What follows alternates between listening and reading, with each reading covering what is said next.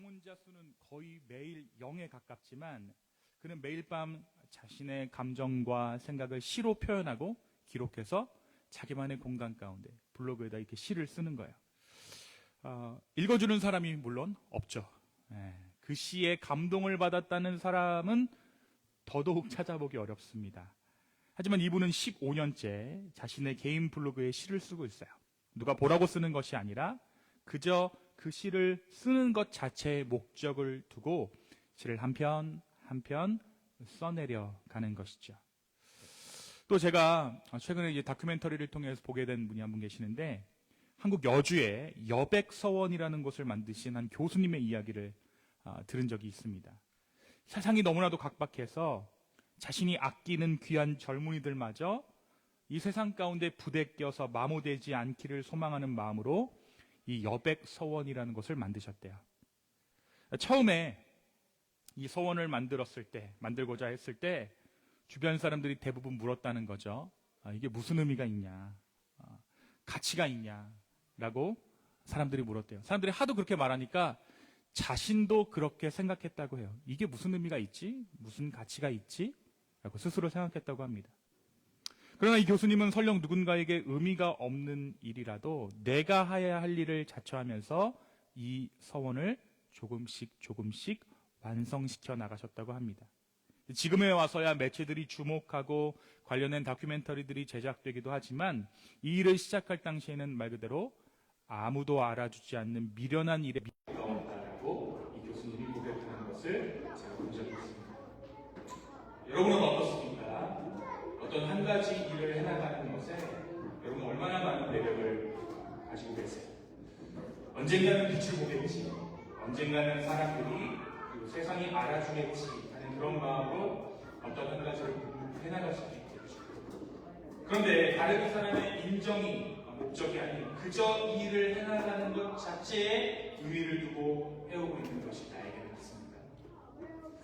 여러분, 사회가 한 가지 가치에 매몰될수록 사람들은 꾸준함이라는 가치를 쉽게 포기합니다. 다시 말해서 현대사회에서 시간은 뭘 의미하죠?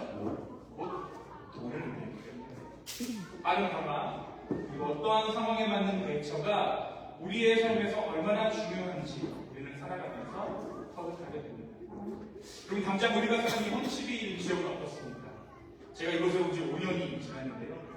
5년 전과 지금을 비교해도 꽤나 많은 변화가 이 지역에 있었습니다. 그런데 저보다 이곳에 먼저 오신 분들의 이야기를 들어보면 불과 15년 전, 20년 전 이야기를 하시는데도 마치 전기가 들어오지 않았던 산골마을처럼 이 헌치들이 얘기하세요. 무슨 두 배 속도 얘기하듯이 헌치들이 그랬다. 그만큼 이 도시가 빠르게 변화하고 있다는 증거겠죠. 그리고 그 변화에 맞게 우리의 삶도 달라지고 있습니다. 그러면 아이를 키우는 방식도 달라지고 있고 사람들을 대하는 방식도 달라지게 되어 있어요. 도시가 변화하는 만큼 우리도 알게 모르게 변하고 있습니다. 오늘 말씀이 변화하는 것만이 살아남는다라는 것이 마치 진리처럼 각인되어져 있는 우리의 삶 가운데 뭔가 하나 도전이 되었으면 좋겠습니다. 우리가 이제 계속해서 예수 그리스도의 탄생에 대해서 이야기를 하고 있잖아요. 그렇죠? 누가 이 예수님의 탄생을 마리아에게 예고했습니까? 천사 가브리엘. 이 정도는 외워두시면 좋습니다. 천사 가브리엘이 마리아에게 찾아와서 예수님의 탄생을 예고하죠. 그리고 예수 그리스도의 탄생은 마리아의 순종을 통해 완성되었습니다. 세상은 아우구스투스가 쥐락펴락하는 것 같았지만 철저히 하나님의 계획 가운데 이 세상의 역사가 전개되어 가고 있음을 우리는 확인할 수 있었죠. 예수님의 이 땅의 음식, 그러니까 복음의 소식은 가장 먼저 들판에서 양을 치고 있던 목자들에게 전해졌습니다. 그리스도의 탄생과 함께 하나님의 영광이 그 주변에서 양을 치던 목자들에게 전달됐어요. 이들이 어떤 자들이었습니까? 이들이 세상 가운데 내몰렸던 자들이었다. 우리가 지난주에 이야기했어요. 생계를 위해서 로마가 징수하는 과도한 세금을 징수하기 위해 한밤중에 남의 양들을 볼 수밖에 없었던 그러한 자들이 목자입니다. 하나님께서 이들로 하여금 첫 번째 워시퍼의 자리를 허락해 주신다 라는 것을 우리가 지난 주일의 말씀을 통해 함께 나눴습니다. 처음 듣는 말씀처럼 저를 쳐다보시면 제가 곤란합니다. 그렇게 예수님의 탄생 소식을 전한 이 누가는 예수님께서 태어나신 후 40일이 지난 시점으로 우리를 초대합니다. 오늘 말씀 22절의 말씀이에요. 22절 다 같이 한번 읽어볼까요? 시작. 모세의 법대로 정결 예식의 날이 차에 아기를 데리고 예루살렘에 올라가니. 자, 이 정결 예식은 누구를 위한 정결 예식이었을까요? 마리아를 위한 정결 예식입니다. 그러니까 남자아이가 태어났을 때는 40일 만에 이 여자가 정결 예식을 통해 정결함을 받게 되고, 여자아이가 태어나면요 80일 만에 정결 예식을 행하는 것이 율법이 정한 바였어요. 그런데 이 정결 예식을 누구의 정결 예식이라고요? 마리아의 정결 예식이죠. 그런데 이 마리아의 정결 예식을 위해서 마리아와 요셉은 아기 예수를 함께 데리고 예루살렘에 올라가기로 합니다. 그 이유는 이 마리아의 정결 예식과 함께 예수 그리스도를 위한 제사 의식도 드리고자 함이었어요. 자, 그런데 우리는 여기서 마리아와 요셉의 경제적인 상황이 어떠했는지도 오늘 말씀을 통해 좀 알 수 있어요. 본래 모세의 율법이 정해둔 정결 예식 예물로는 양 한 마리하고요, 비둘기 한 마리를 드려야 했습니다. 그런데 가난할 경우에는, 경제적인 상황이 여의치 않으면 양 대신 뭘로 대신할 수 있었냐면 비둘기로 대신할 수 있었어요. 그렇죠? 자, 근데 오늘 말씀에서 마리아와 요셉, 이 두 사람이 예수님을 하나님께 드리는 그 예식을 위해서 무엇을 준비했다라고 기록하고 있습니까? 비둘기. 양이 아니라 비둘기를 준비했어요. 여러분, 이것은 마리아와 요셉이 가난했다라고 볼 수도 있겠지만 양을 드릴 만큼 마음의 여유가 없었다라는 말도 되겠죠. 드리고 싶은데 못 드리는 거예요. 그죠? 대다수의 신혼부부들, 그러니까 이제 막 경제활동을 시작하고 가정을 꾸리기 시작한 젊은 부부의 상황을 생각하시면 좀 이해가 될 거예요. 처음 가정을 꾸리면 아무래도 우리는 싸고 좋은 거를 택하게 돼요. 가성비를 따지죠. 자, 여행을 갈 때도 2인 1실이 있고 1인 1실이 있는 여행 옵션 중에 대다수의 젊은 부부들은 2인 1실을 택합니다. 어떤 컨퍼런스에 갈 때 2인 1실이 가격이 좀 더 싸고 1인 1실이 있으면 좀 비싼 가격으로 있으면 대다수의 젊은 사람들은, 요즘은 어떤지 모르겠지만, 이런 말 하면 안 되는데 나 때만 하더라도 2인 1실의 객실을 택하곤 하죠. 가장 먼저 고려할 것이 뭐기 때문에 그래요? 경제적인 것이기 때문에. 그렇죠? 마리아와 요셉도 그랬던 것 같아요. 사회생활을 처음 시작하는 대다수의 신혼부부들이 그렇듯이 빠듯한 살림살이를 고려하지 않을 수 없었던 처지가 바로 마리아와 요셉의 사정이었습니다. 마리아가 여태껏 보여주었던 신앙의 모습은 당연히 양 한 마리를 드려야겠죠. 그녀가 얼마나 하나님 앞에 헌신된 여자였습니까? 그런데 그들의 상황이 그것을 허락하지 않는 거예요. 그렇기 때문에 마리아와 요셉은 예수님을 위해 무엇을 드렸다고요? 비둘기 한 쌍을 준비합니다. 그렇게 마리아와 요셉이 예루살렘을 향해 가는 그 여정이 시작됐습니다. 자, 오늘 말씀은 요셉의 일가가 예루살렘으로 올라가는 여정 가운데 만난 두 사람의 이야기를 소개하고 있어요. 한 사람의 이름은 시몬입니다. 시몬. 다른 한 사람의 이름은 안나예요. 안나. 자, 여러분, 먼저 이 시몬이 어떤 사람인지 말씀은 어떻게 기록하고 있습니까? 그는 어디에 살았다고? 예루살렘에 살고 있었어요. 그리고 이스라엘의 위로를, 하늘의 위로를 기다리던 사람이었습니다. 한 가지 특별한 것은 성령께서 이 시몬에게 너가 죽기 전에 주의 그리스도를, 메시아를 보게 될 것이다 라는 계시를 받게 돼요. 그리고 시몬이 이 성령의 약속을 마음 가운데 어떻게 했다고요? 간직하고 있어요. 그렇게 성령의 인도하심을 받아 성전에 들어간 시몬이 마리아와 요셉이 예식을 행하려고 아기 예수를 데리고 성전에 들어왔을 때 비로소 메시아임을 알아보게 됩니다. 그리고 나서 이 시므온이 아기 예수를 들어요. 오늘 렘브란트의 이 그림 보시면 요게 시므온이라는 그림입니다. 성전에서 예수님, 렘브란트가 그린 그림인데요. 마치 이 모습처럼 나이 많은 이 시므온이 자신이 기다리던 아기 예수를 보자마자 들어 올려서 하나님을 찬양하죠. 뭐라고 찬양합니까? 주제여, 이제는 말씀하시는 대로 종을 평안히 놓아주시는도다. 이 말을 요즘 말로 하면 뭘까요? 내가 이제 죽어도 여한이 없습니다 라는 뜻이에요. 하나님의 약속을 내가 이제 이루게 됐으니 내가 이제 죽어도 여한이 없습니다. 하나님께서 약속하신 메시아를 내가 이제 직접 보게 되었습니다. 내 눈이 주의 구원을 보았사오니. 여러분, 이 고백이 어떤 고백입니까?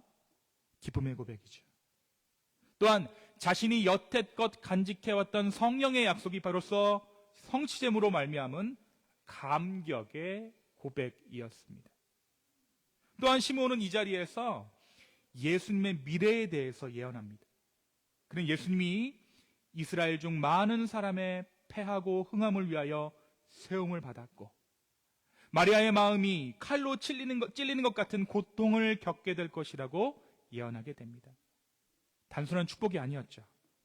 시므온의 예언은 성령의 인도하심을 받은 예언이었습니다.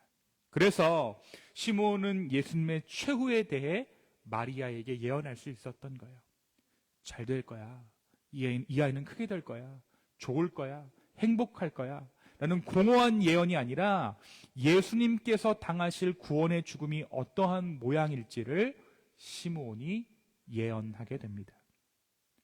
자, 오늘 말씀은 이 시므온 외에 또 한 사람, 아기 예수를 성전에서 만난 사람을 소개하고 있습니다. 이 사람의 이름은 무엇이죠? 안나라는 사람이에요. 안나는요, 여성 선지자였습니다. 오늘 말씀의 소개대로라면 그는 아셀 지파의 바누엘의 딸이었는데, 한 가지 특이한 것은 이 선지자 안나가 결혼 후에 7해 동안 남편과 함께 살다가 과부가 됐다는 거예요. 그러니까 7년 동안 살다가 남편이 죽었어요. 그래서 과부가 됩니다. 안나는 84살의 고령에도 불구하고 성전을 떠나지 않습니다. 그녀의 일과는 주야로 금식하면서 기도하는 경건한 삶이었죠. 그녀는 하나님을 섬기는 일에 전적으로 헌신한 인물이었습니다. 그녀는 오랜 세월 동안 메시아의 오심을 기다렸습니다. 이 시므온이 아기 예수를 만났을 때 이 안나도 마침 그 자리에 있었어요. 그녀 또한 예수님을 보자마자 하나님께 감사하고 예루살렘의 구속을 기다리는 모든 사람들에게 예수님에 대해 전하기 시작합니다. 그녀 또한 예수님이 이 땅 가운데 오시기를 간절히 기다리고 있었던 것입니다.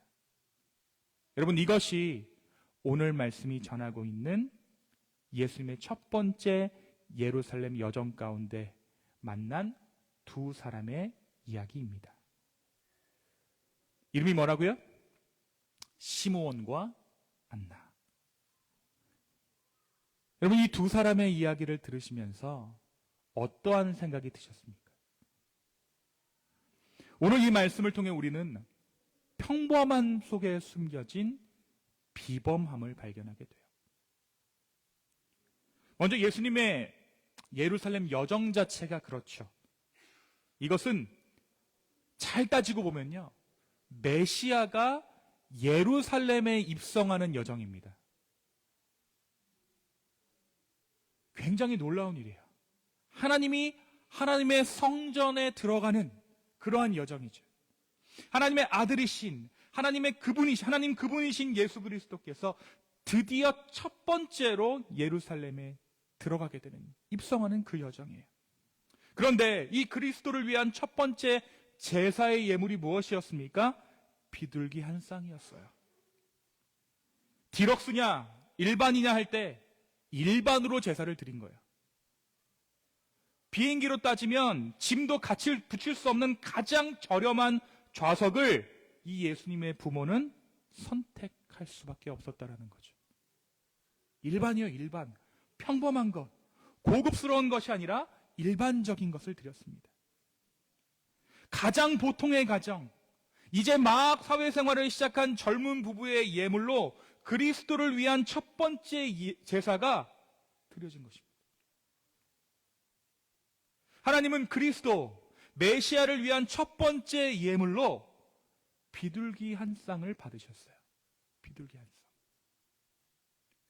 어떻게 보면 이 제사는 지극히 평범해 보이고 지극히 소박해 보입니다. 이 제사는 얼핏 보면 특별한 것이 없어 보이다 못해 궁색해 보이기까지 해요. 그러나 예수 그리스도의 복음 안에 있는 그 누군가가 이 제사를 평범한 예배다라고 할 수 있겠습니까? 이 예배는 보통의 예배였지만 특별한 예배였어요. 비둘기 2마리와 함께 드려진 이 소박한 예배를 통해 예수 그리스도의 십자가의 여정이 시작되었기 때문이에요. 자, 오늘 이 말씀은 또한 이 예루살렘 여정에서 만난 두 사람을 소개하고 있죠. 한 사람의 이름이 뭐라고요? 시므온. 또 한 사람의 이름은 안나였습니다.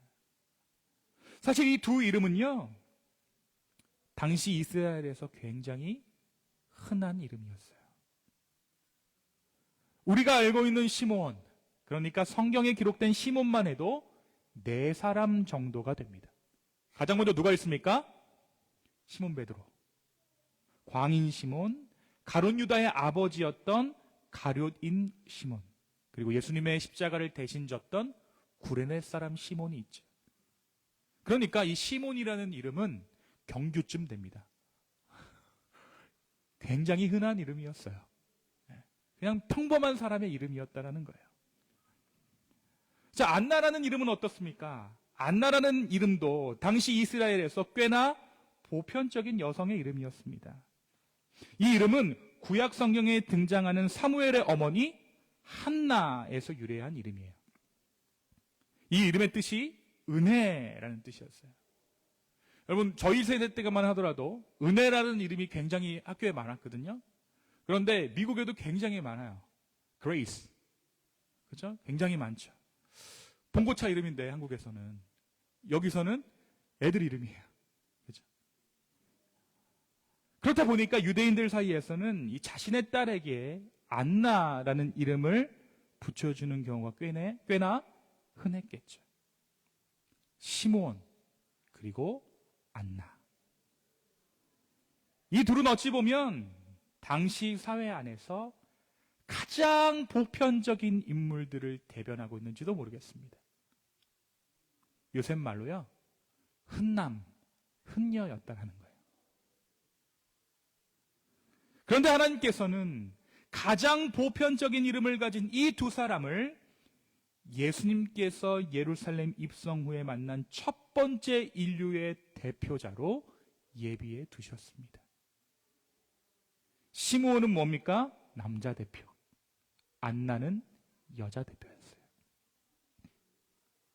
이 둘의 인생을 가장 근거리에서 바라보던 주변 사람들은 시므온과 안나의 인생을 어떻게 평가했을까요? 아마도 이 둘은 남들이 보기에 그다지 특별한 삶을 사는 것처럼 보이지 않았을 거예요. 어떻게 보면 다소 따분하고 지루한 삶을 살아간다라고 주변 사람들은 이 둘의 인생을 평가했을지도 모릅니다.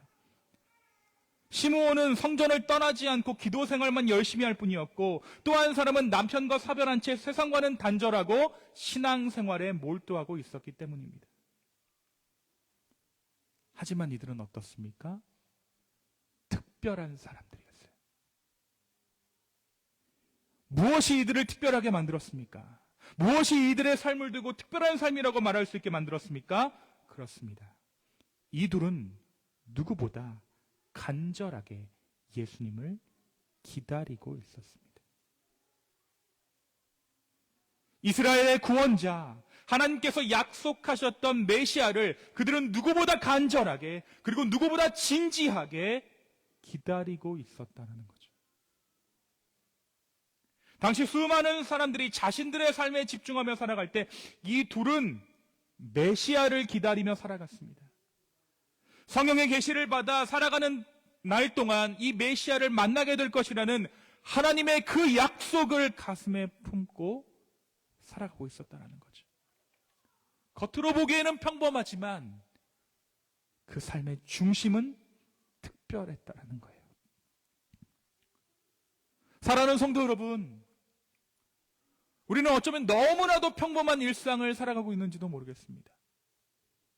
예건이가 매일 저녁 저에게 물어보는 질문이 있어요. 아빠, 오늘 자면 어디가? 학교 가지. 그 다음날 또 물어봐요. 오늘 자면 어디가? 학교 가지.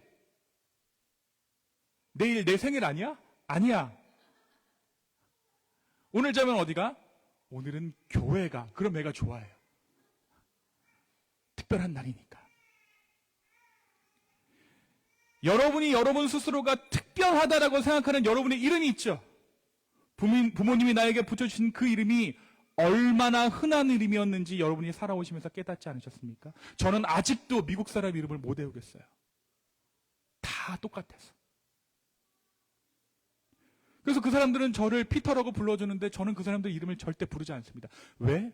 기억을 못 하겠어요. 이게 톰인가 벤인가 너무나도 이름이 비슷비슷하기 때문에. 그런데 자칫 이렇게 단조로워 보이고 흔해 보이는 평범해 보이는 우리의 삶이 특별하다 말할 수 있는 이유는 오늘 우리가 드리는 이 예배가 다시 오실 예수님을 기다리는 현장이기 때문에 그래요. 여러분의 그 무엇이, 여러분이 가진 그 어떤 것이 여러분을 특별한 존재로 만들어주지 않습니다. 오늘 이 말씀을 통해 우리가 깨닫는 것은 바로 우리가 기다리는 그분이 특별하기에 우리는 그분을 기다림으로 말미암아 특별한 인생을 살아가게 된다는 거예요. 여러분, 모든 인생은 특별한 대우를 받고 싶어 합니다. 내가 타는 비행기가 특별했으면 좋겠고 내 아이가 받는 교육은 무엇인가 남달랐으면 좋겠습니다. 내 기도는 누군가의 기도보다 더 특별하게 응답받았으면 좋겠고 내 삶은 무엇이든 특별하기를 소망합니다. 한국 사람들이 유독 심하죠. 그래서 한국 식당에는 뭐가 있습니까? 띵똥이 있습니다. 특별하다는 거예요.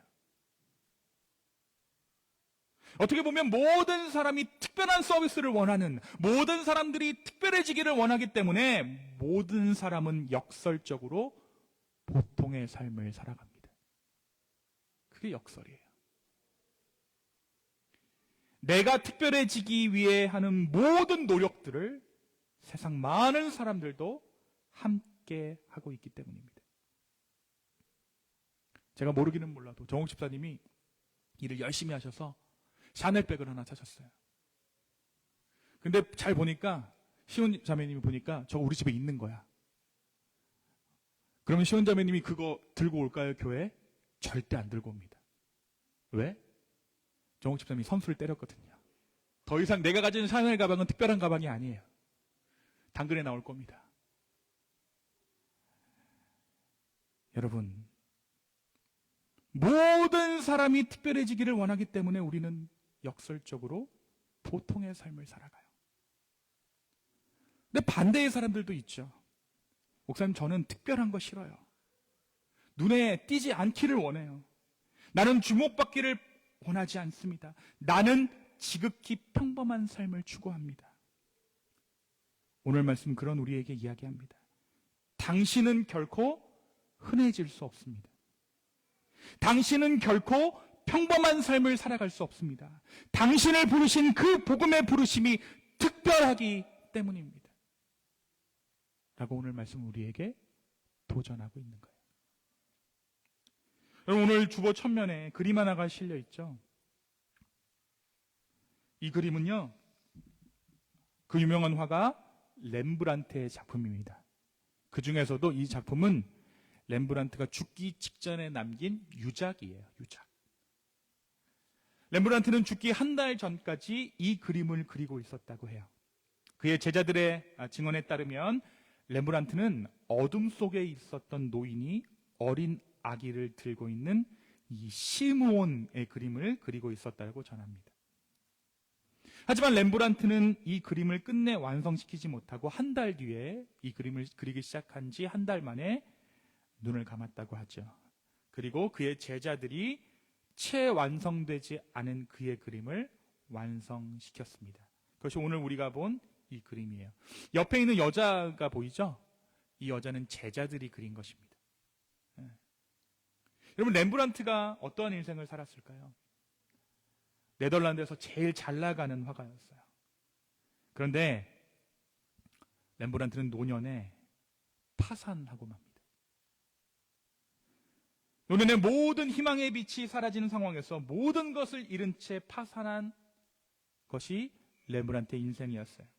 그리고 유대인 지구 빈민가에서 가난하게 살다가 63세에 홀로 죽음을 맞이했다라고 전해집니다. 많은 사람들은요, 이 렘브란트의 죽음의 원인을 아사, 그러니까 굶어 죽었다라고 추측해요. 여러분, 근데 한번 생각해 보세요. 당시의 물감 가격을 생각하면 렘브란트는 얼마든지 물감을 팔거나 이 그림을 팔아서 음식을 구할 수도 있었을 거예요. 연명할 수 있었겠죠. 그런데 무엇이 렘브란트로 하여금 끼니를 포기한 채 이 그림을 그리게 했을까요? 아마도 그는 시므온의 모습에서 자신을 발견했는지도 모르겠습니다. 이 세상의 영광이 한때 자신을 빛나게 했지만, 자신을 특별하게 했지만, 그 세상 영광의 그림자가 너무나도 혹독했던 것이죠. 그리고 비로소 그는 하나님의 영광을 기다리게 됐다라는 것입니다. 그 옛날 시므온이 성령의 약속을 받아 메시아를 기다렸던 것처럼 말입니다. 이 세상 부귀영화가 이 렘브란트의 삶을 특별하게 만든 것이 아니라 주 예수 그리스도의 복음이 이 렘브란트의 삶을 특별하게 만들었다는 거예요.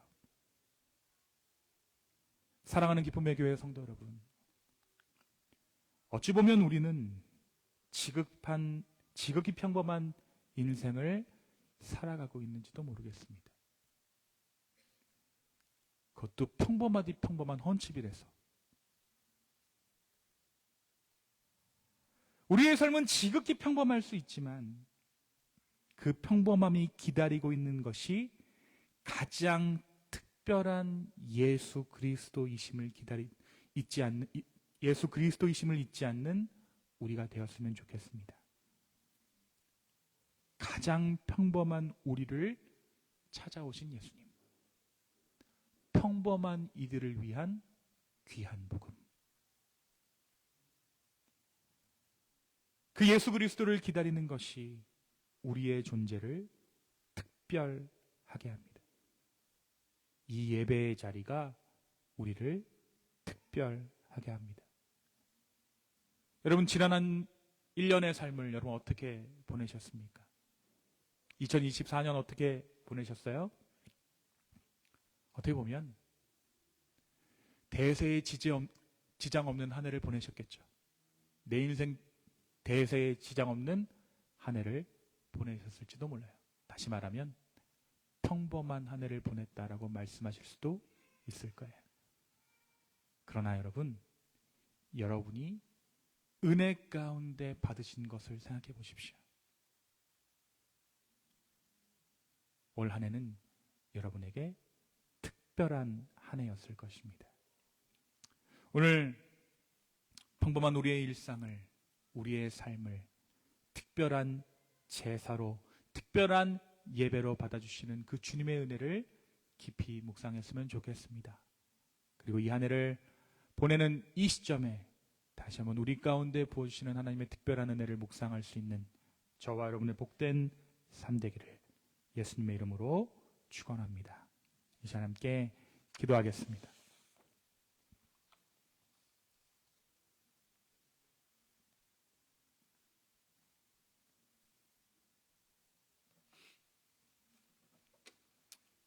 하나님, 우리의 인생은 평범하고 우리의 인생은 주목할 것이 없지만 우리가 바라보는 그 주님이 특별하시기에, 존귀하시기에 나의 인생이 귀한 인생 되는 줄로 믿습니다. 이 세상 아무도 주목하지 않는 이들을 위해 오신 예수님, 오늘 이 예배를 통해 다시 한번 그 주님 만나기를 소망합니다. 주님, 우리 가운데 평범해지는 것에 대해 두려워하지 않는 믿음을 허락하여 주십시오. 그리고 주님만이 알아주시는 나의 마음, 나의 예배를 귀하게 여길 수 있는 믿음을 허락하여 주시옵소서. 감사합니다. 예수님의 이름으로 기도했습니다. 우리 시간 함께 자리에서 일어나셔서 함께 찬양합니다. 참 아름다워라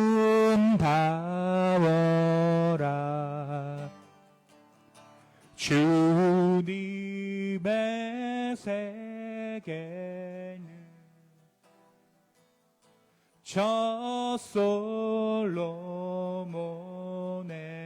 옷보다 더 고운 백합과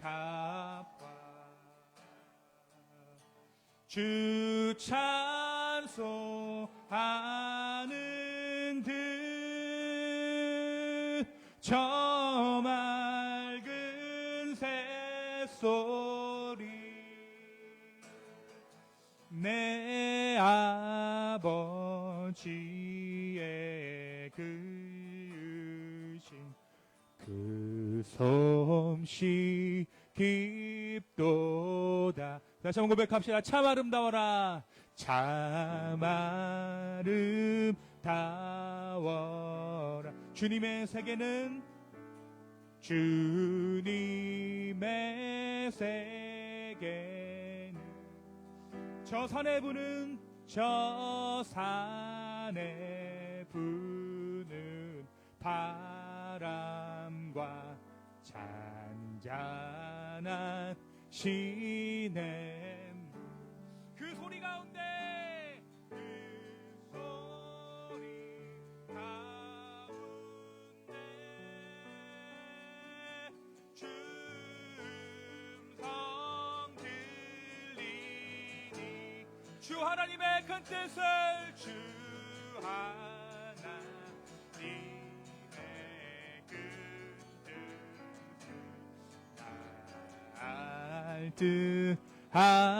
알듯하도다. 우리 시간 같이 기도합시다. 하나님, 나의 삶을 받아주시고 주님, 내 인생을 주관하여 주십시오. 지금 다시 한번 우리의 마음과 우리의 삶을 주님께 드리기 원합니다. 성령 하나님, 우리의 삶을 인도하여 달라고 우리 간절한 마음으로 함께 기도하며 주님께 나아가겠습니다. 함께 기도합시다.